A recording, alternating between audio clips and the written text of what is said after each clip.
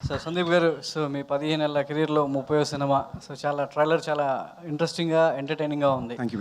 ఒక entertainment cinema, ప్రేక్షకులకు కావాల్సిన సినిమా వస్తే ఏ విధంగా ఎంజాయ్ చేస్తారు, ఏ విధంగా ప్రొడ్యూసర్స్‌కి డబ్బులు కులిపిస్తారనేది మన సంక్రాంతికి రుజువైంది.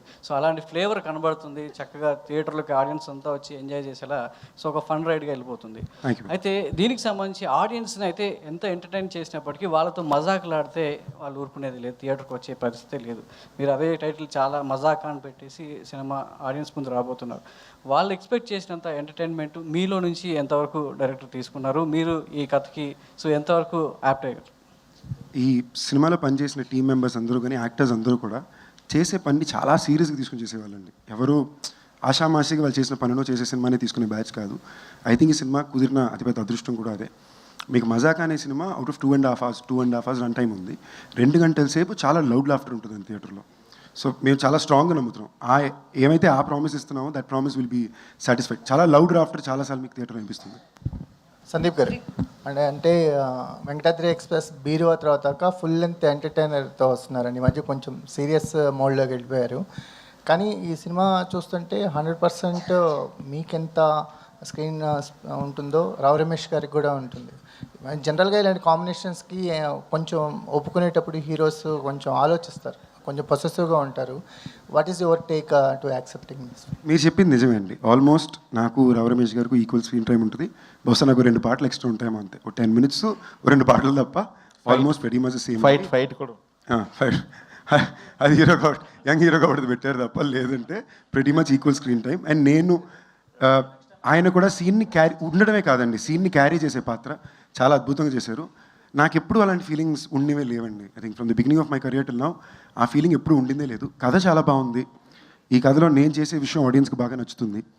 ఓవరాల్గా బాగా పలుకుతుంది. అండ్ ఇన్ఫ్యాక్ట్ ఐమ్ లక్కీ అండి, అంత మంచి యాక్టర్ అయినా. ఆయన వల్ల ఈ సీన్స్ బాగా పండి అని నేను నమ్ముతా.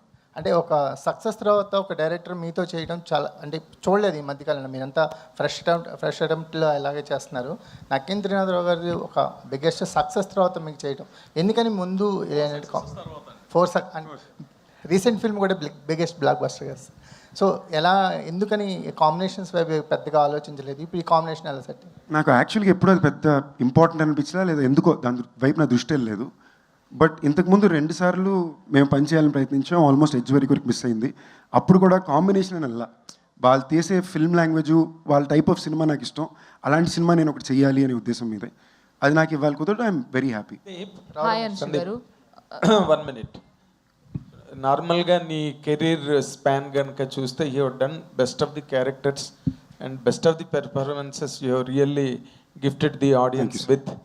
కానీ సినిమా ఇండస్ట్రీకి సంబంధించినంత వరకు, లేదా ట్రేడ్కి సంబంధించినంత వరకు, డూ యూ థింక్ దట్ నువ్వు అనుకున్న ఒక optimum level at this level, అంటే ఆప్టిమమ్ లెవెల్ అన్నది ఉండదు ఎక్కడ, ఎన్నాళ్ళైనా ఉంటుంది. But do you think that you have reached that point in your career? Sir first thank you for the compliment sir, మంచి మాటలకి. సార్ నిన్న ఒక ఇంటర్వ్యూలో అడిగితే స్పాంటేనియస్గా ఒక ఆన్సర్ వచ్చింది. అదే మిమ్మల్ని అడుగుతాను సార్. గత 2 సినిమాలు హిట్టే కదా? అయ్యాయి. 3 సూపర్ హిట్ పాటలు వచ్చినాయా? అయ్యాయి. 100 కోట్ల తర్వాత డైరెక్టర్ వచ్చాడా? నెక్స్ట్ 100 కోట్ల హిట్ తర్వాత 4 బ్లాక్ బస్టర్ల తర్వాత 5వ సినిమా డైరెక్టర్ నాతో. కరెక్టా? అన్ని సినిమాలు బిజినెస్లు అయినా ఫినిష్ చేసాను. ఒక్కసారి ఇంకో మాట మర్చిపోయావని చెప్తున్నా. ఏది సార్? రావు రమేష్ గారు లాంటి మహానటుడు నీ పక్కన కలిసి వచ్చారు మేము. అవును సార్, అదొకటి ఆఫ్ కోర్స్. బట్ మీరు అడిగిన ప్రశ్నకి నా సమాధానం సార్. ప్లీజ్. నెక్స్ట్ సినిమా ఏంటో అందరికీ తెలుసు. South India's first Netflix show family man season 3లో లీడ్.